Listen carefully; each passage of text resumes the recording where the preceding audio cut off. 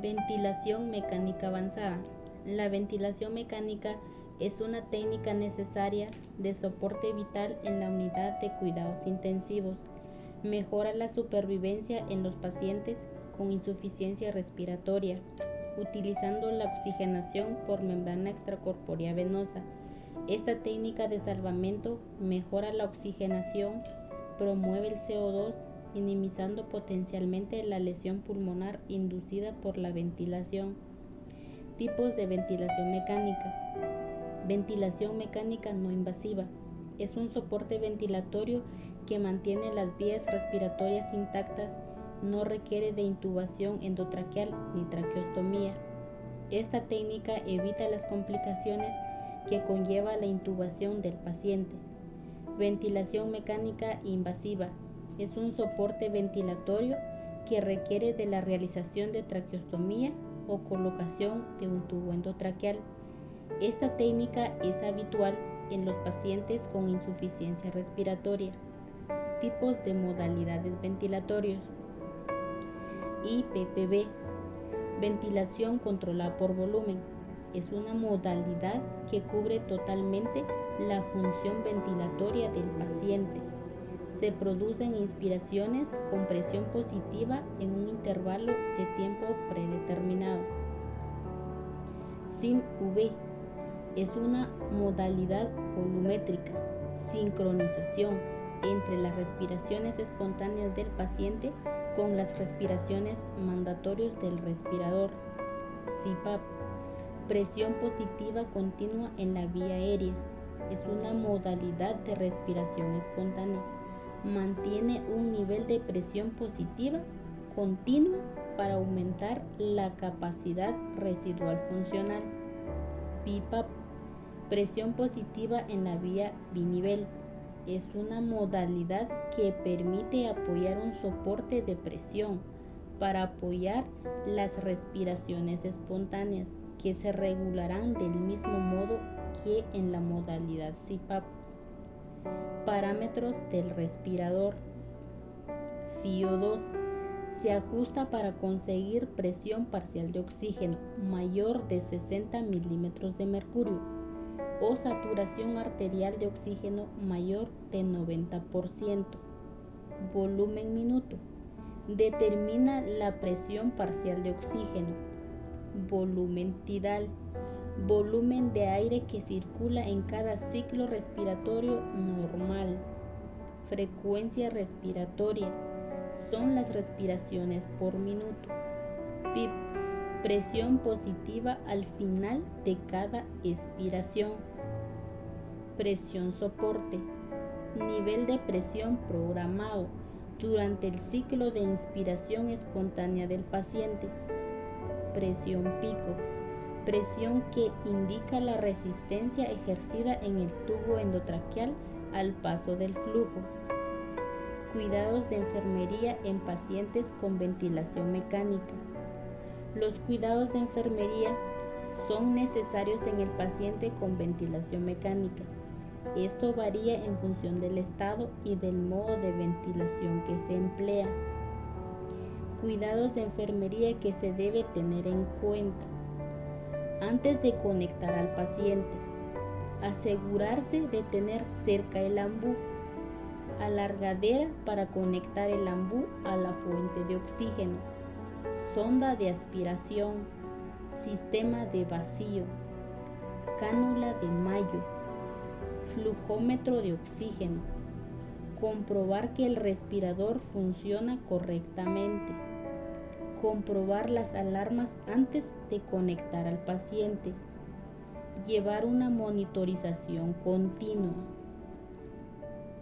vigilar el respirador. Al comienzo del turno, comprobar que los parámetros coincidan con el orden médico. Llevar un registro cada hora de todos los parámetros del respirador. Control y registro de constantes vitales. Frecuencia cardíaca, temperatura, tensión arterial, saturación de oxígeno. Vigilar al paciente. Comprobar que el nivel de conciencia y la sedación sean adecuados. Vigilar la coloración de la piel y la mucosa del paciente. Mantener el cabecero de la cama a 30 a 45 grados para evitar el reflujo gastroesofágico y facilitar la inspiración. Vigilar el estado hemodinámico del paciente. Higiene e hidratación diaria. Al paciente con poca movilidad presenta un alto riesgo de desarrollar úlceras por presión. Por lo tanto, hay que vigilar las zonas de mayor presión, como pueden ser omóplato, codos, sacro y tobillos.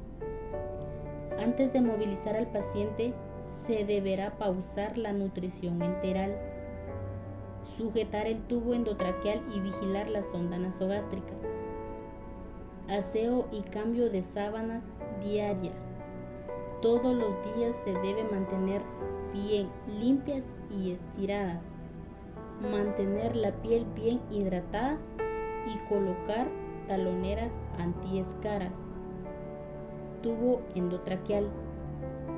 Comprobar que el tubo endotraqueal esté colocado correctamente. Fijar el tubo endotraqueal con cinta de castilla o tiras adhesivas.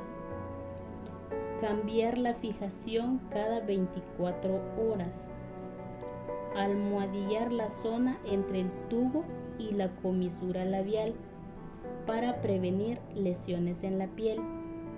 Alternar la posición del tubo endotraqueal. Mantener bien sujetado el tubo endotraqueal en la movilización del paciente.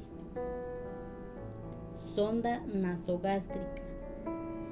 Todo paciente intubado necesita una sonda nasogástrica para la nutrición enteral y prevenir riesgos de vómitos. Vigilar la posición correcta de la sonda nasogástrica. Cambiar la posición de la misma para evitar lesiones en la fosa nasal. Derivar la sonda nasogástrica cada 24 horas durante 1 hora aproximadamente para evitar las regurgitaciones, posibles vómitos, comprobar tolerancia de nutrición enteral. Administración de medicamentos por vía nasogástrica. Administrar el medicamento diluido con una jeringa con 30 o 50 mililitros de agua. Pinzar sonda nasogástrica unos 20 o 45 minutos antes de volver a conectar la nutrición enteral. Por tubo endotraqueal. Administrar por la nebulización, colocar el dispositivo entre el filtro y el tubo que conecta con el tubo endotraqueal. Conectar la alargadera del nebulizador a la conexión correspondiente del respirador y activar la nebulización. Eliminación de secreciones bronquiales. Realizar un correcto lavado de manos. Comprobar que el sistema de aspiración aspire correctamente. Hiperoxigenar previamente el paciente si es necesario.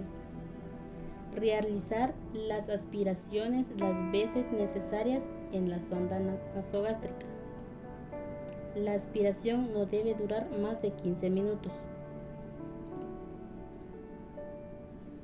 Adecuada hidratación de la vía aérea. Realizar una adecuada higiene oral con cepillo dental y enjuague con clorhexidina. Lavado de vía nasal con suero fisiológico. Hidratar los labios con vaselina. Cambio de sistema del respirador. Cambiar la tabuladura cada 7 días o cuando tenga restos biológicos. Cambiar filtro y circuito cada 72 horas o cada vez que sea necesario.